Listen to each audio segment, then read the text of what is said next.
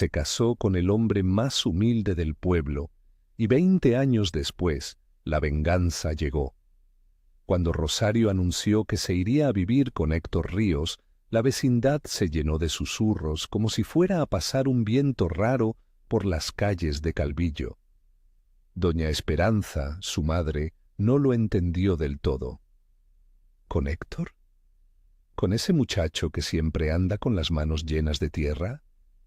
Preguntó una tarde, con la voz trémula entre la pila de ropa. Las tías en la plaza intercambiaron miradas.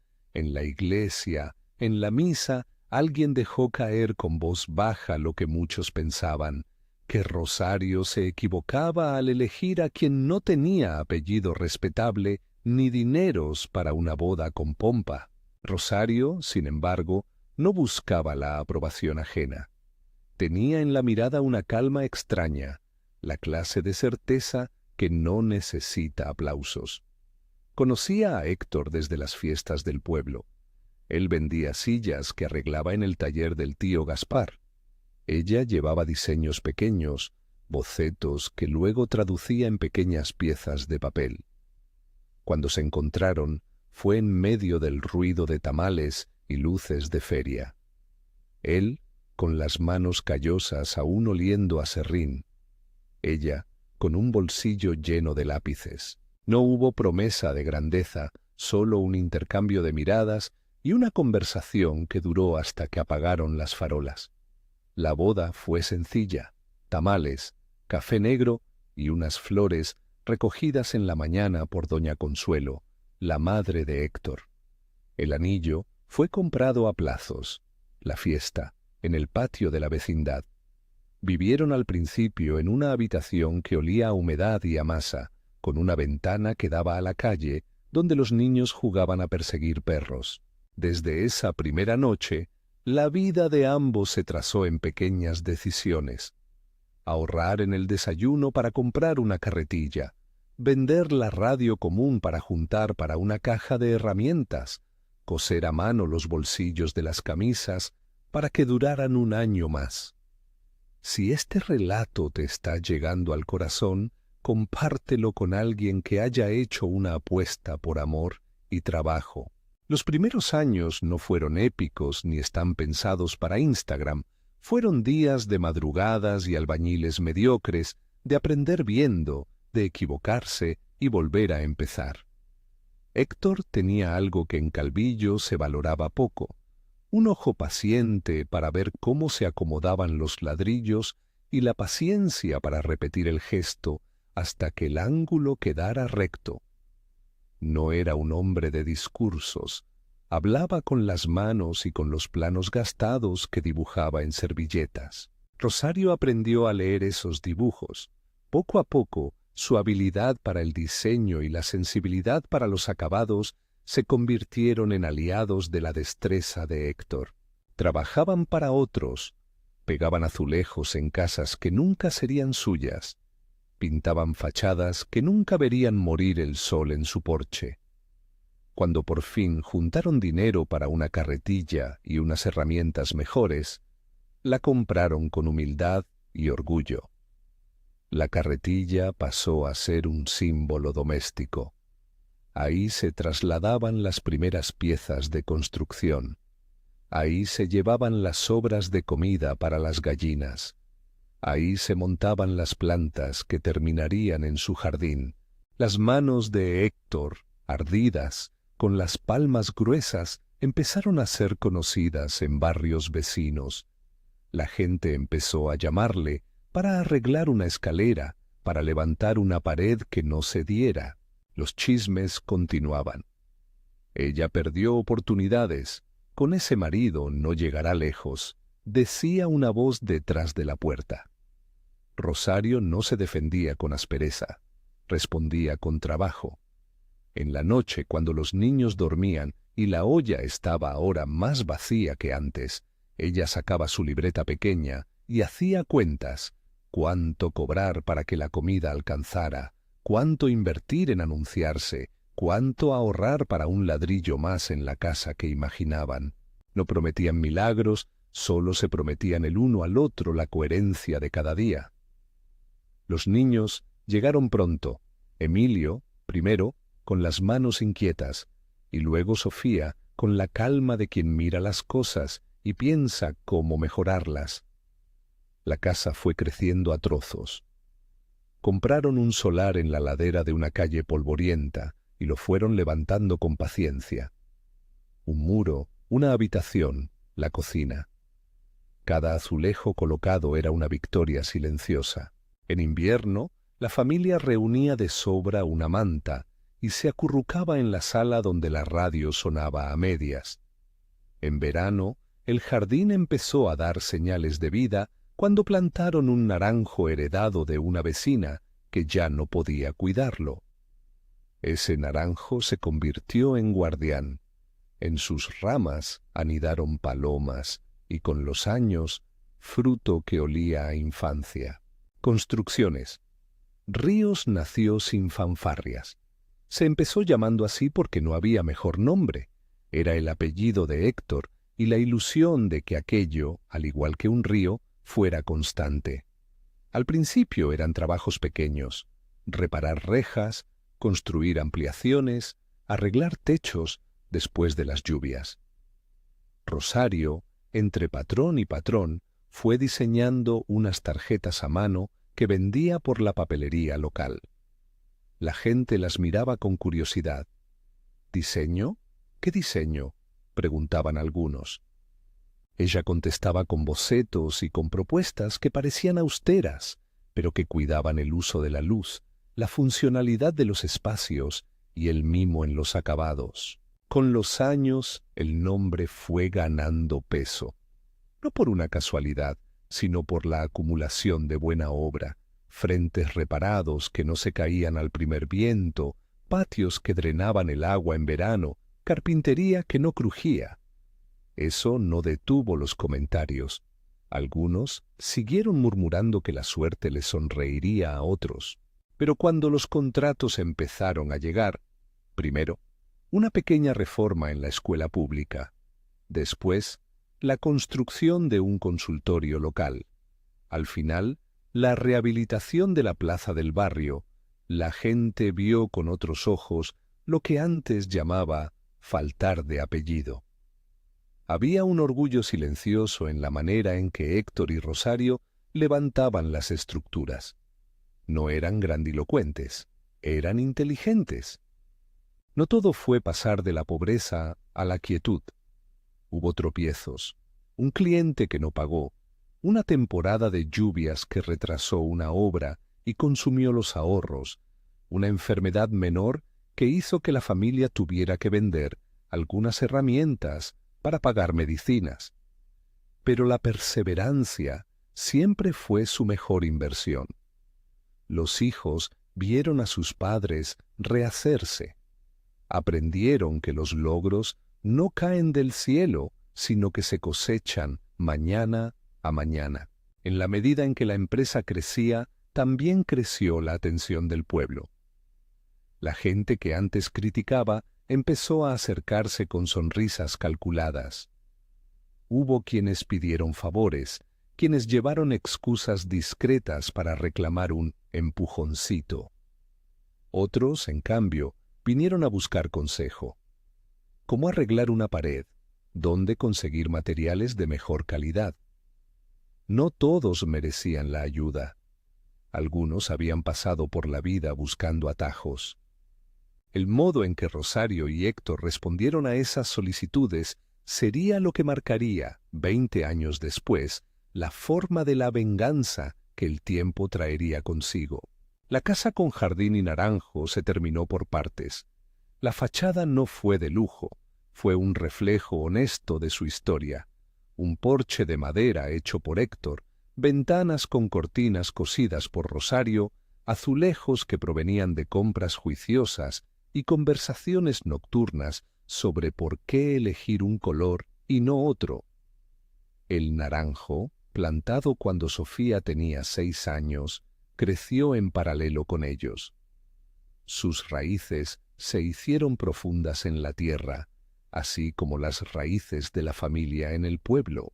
Muchos verían en ese árbol el símbolo de que alguien había apostado por la paciencia. Con el tiempo, el ayuntamiento lanzó un concurso para rehabilitar la plaza central del municipio. Era un proyecto visible. La plaza estaba en la memoria colectiva, un sitio donde se celebraban ferias y elecciones y donde, en el pasado, se habían oído los chismes más crudos. Construcciones. Ríos presentó un proyecto sobrio, centrado en la funcionalidad y el respeto por las especies existentes, en especial por los naranjos que bordeaban la plaza. También había propuestas grandiosas, con columnas que más parecían postales de ciudades lejanas y empresas con nombres que resonaban por su tamaño. La comisión evaluadora, encargada de asignar la obra, no solo miró la propuesta técnica, pidió billetes de garantía, referencias, cronogramas.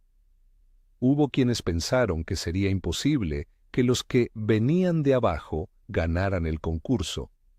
Pero la propuesta de Héctor y Rosario fue la más realista. Costaba menos, respetaba las tradiciones del pueblo y prometía un mantenimiento que podía sostenerse en el tiempo. Ganaron el concurso en buena ley. Fue un momento discreto. No hubo desfile ni proclamas, solo una notificación oficial y un contrato firmado con letras claras. Fue entonces cuando, de nuevo, apareció la gente que antes había mirado con desdén la historia de la pareja. Vinieron con las manos extendidas, con historias de mala racha, pidiendo empleos, pidiendo preferencia en las subcontratas, pidiendo que un cerrojo del pasado se abriera para ellos ahora que el río llevaba agua. Algunos lo hicieron con humildad, otros con la soberbia de quien siente que tiene derecho al premio que, según ellos, les había sido negado. El pueblo entero se enteró. Como siempre, algunos esperaban una escena de desquite o una humillación pública. La imaginación popular ama las caídas dramáticas. La manera en que la venganza llegó no fue una escena de venganza en sentido literal. No hubo festín de humillaciones ni deslices planeados para hacer daño. Lo que ocurrió fue una inversión de papeles y una exposición de responsabilidades. Aquellos que habían pasado años hablando mal, ahora tenían que enfrentarse a la necesidad de pedir algo que nunca ofrecieron a cambio. En la oficina de Construcciones Ríos, Rosario abrió la puerta y los escuchó. Su postura no fue de vencedora que desea aplastar, sino de persona que necesita proteger a su equipo y a su comunidad con justicia. «Podemos contratar ayuda», dijo Héctor en una reunión pequeña, con el ceño fruncido por la fatiga de tantos años. «Pero no podemos hacerlo olvidando todo lo que aquí vale. No haremos favores que destruyan el esfuerzo de quienes han trabajado de verdad». Rosario, con la serenidad que la caracterizaba, hizo una propuesta. Se abrirían plazas de capacitación, no empleos directos para todos, sino oportunidades para aprender. Quien quisiera trabajar con ellos debía presentarse, demostrar disposición a aprender y aportar algo a cambio. Horas de trabajo comunitario, compromiso de entrega y, sobre todo, respeto por las reglas del oficio. No fue una oferta hecha a la ligera, fue una prueba de integridad. Significaba que, si alguien estaba dispuesto a reacomodar su vida, podría entrar, pero sin atajos ni favores indebidos. La comunidad vio dos cosas al mismo tiempo. Por un lado, la postura de Rosario y Héctor dejó al descubierto a quienes solo buscaban la tajada fácil, personas que pedían sin intención de aportar, que habían dejado sus oficios o que habían especulado con terrenos sin querer volver a ensuciarse las manos.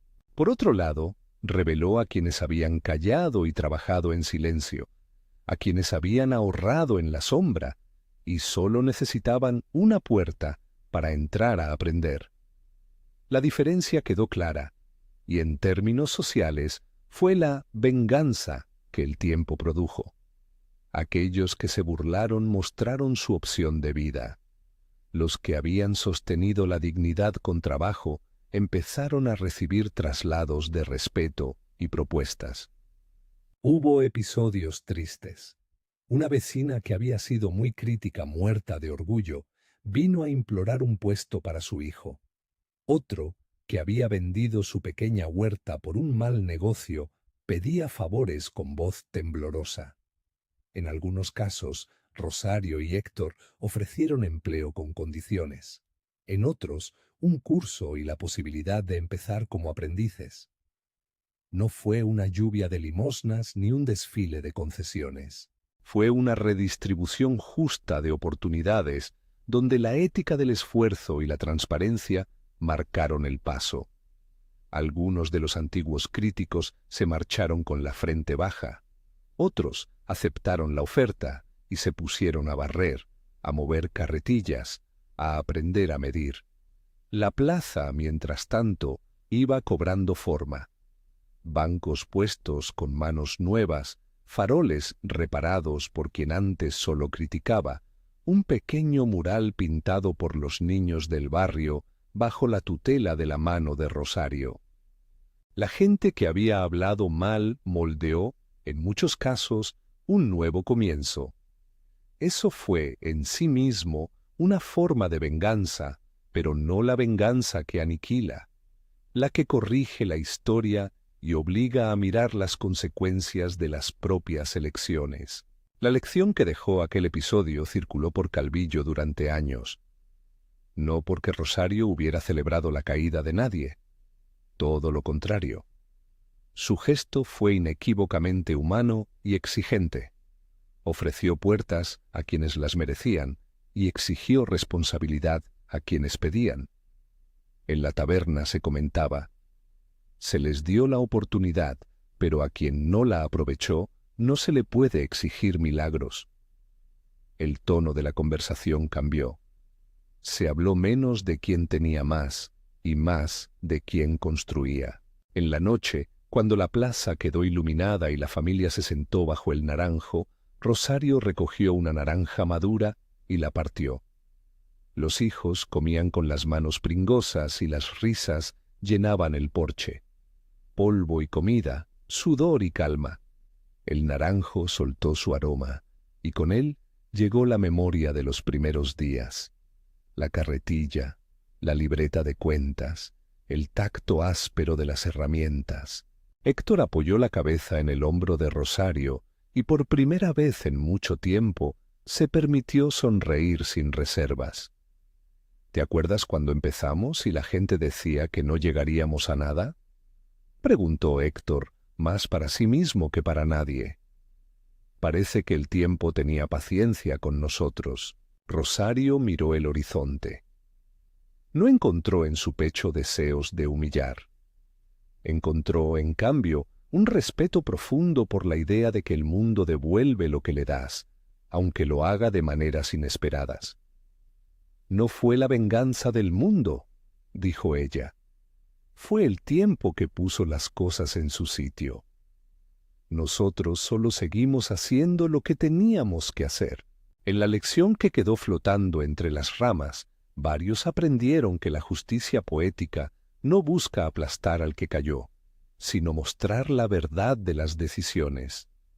Algunas personas construyen y otras deciden mirar desde las gradas esperando un milagro. La afirmación no era un juicio ácido, era la constatación de una realidad humana. Con los años, Construcciones Ríos siguió siendo lo que siempre quiso ser, una empresa pequeña con estándares altos que cuidaba el detalle y la gente. Rosario amplió su proyecto de diseño, abrió una pequeña escuela de capacitación en oficios en el mismo local donde antes guardaban las herramientas.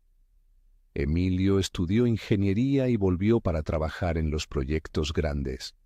Sofía se formó en restauración y se encargó de los acabados que ahora tenían un sello propio. Doña Esperanza envejeció y aunque nunca fue la mayor entusiasta del matrimonio en sus primeros pasos, terminó tirando de orgullo cuando hablaban de cómo sus nietos caminaban por la plaza. Los que habían hablado con dureza en el pasado aprendieron a contener el rumor. Algunos regresaron, no al mismo lugar, sino a otro. Habían cambiado.